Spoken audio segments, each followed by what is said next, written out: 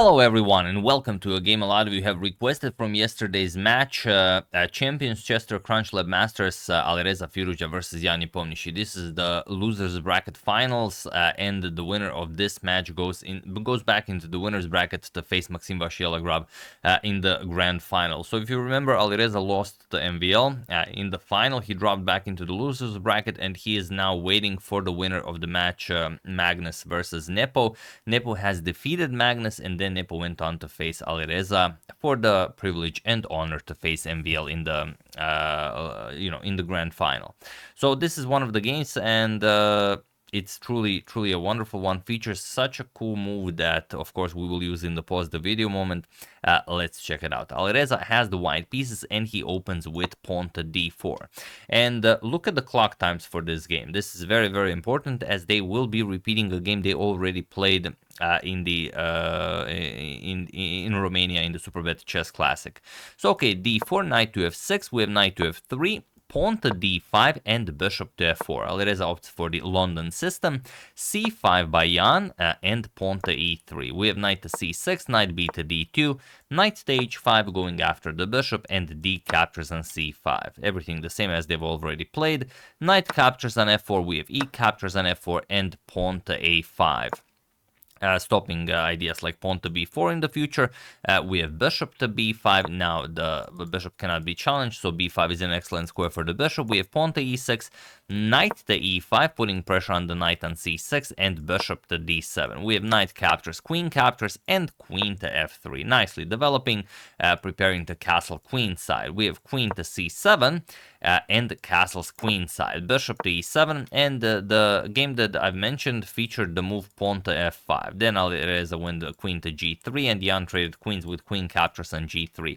And if you look at the clock times, they're not wasting any time whatsoever. They're playing an increment and they still have 10 minutes on the clock, same as they've started with. But Alireza does not go for f5 here. He plays pawn to a4. And now look at okay, next move Jan plays is the same one he played in the original classical game. He castled, but now we have knight to b3, not going for this f5 queen g3 idea, but rather knight to b3. And now let's see how much time Jan needs to make his next move. He spends 2 minutes and plays knight to b4. And okay, now we have a game. Let's see what Alireza does. He continues with pawn to f5, also spends some 2 minutes on this move.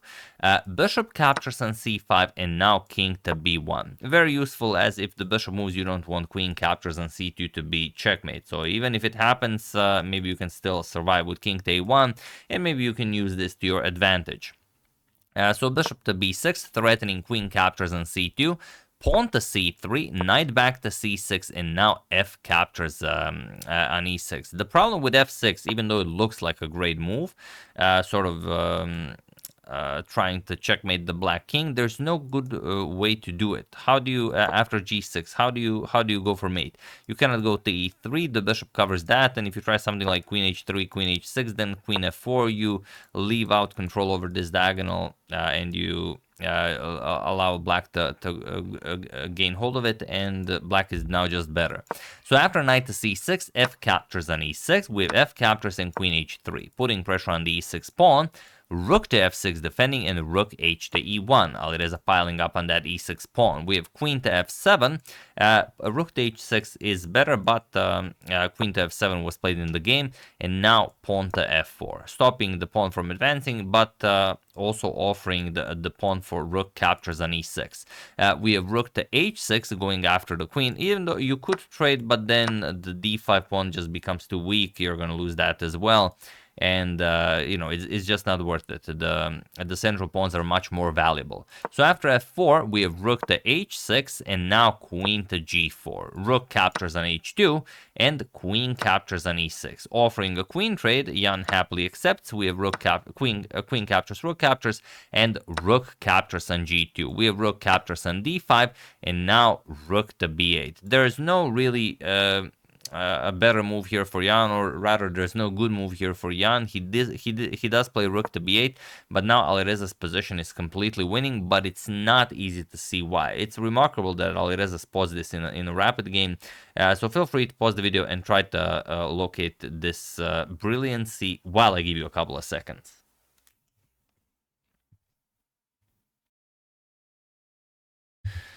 So, for those of you who were able to do it, congratulations. But I do not believe you found this. I believe you found the first move, but I don't believe you found all of it. Otherwise, you would be a grandmaster. And I'm not saying you're not, but chances are you're not.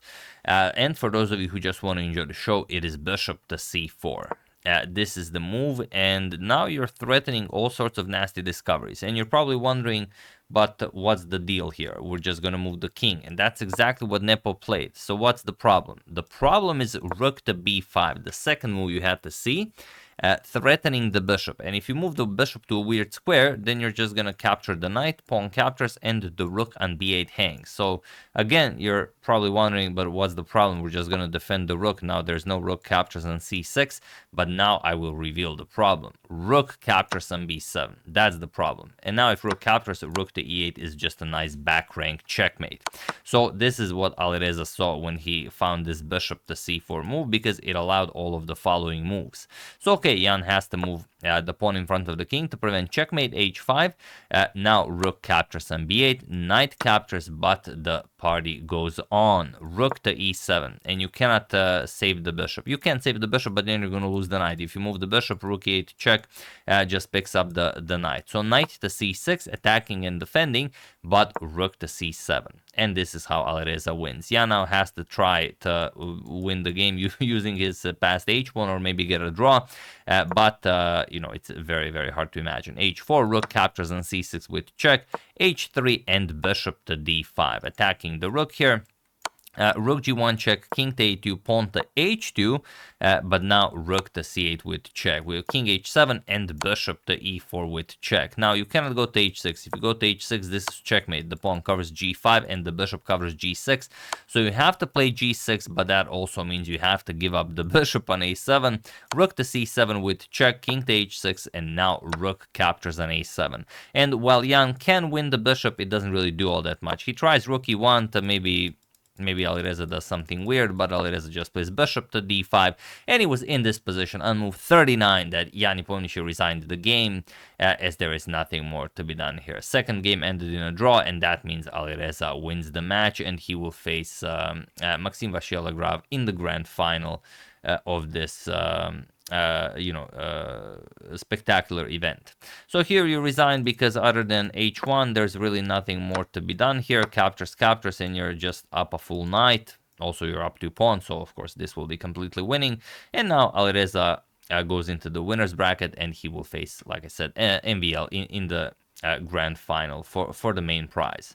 So we'll see what happens. MVL really outplayed Alireza the last time they played. Maybe now Alireza will be able to do better and to take down MVL.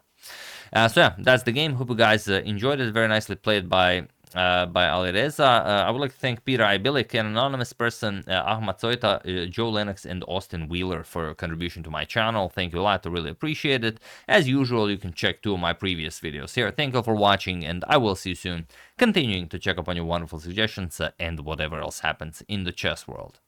So thank you all. I will see you soon, and have an excellent rest of your day.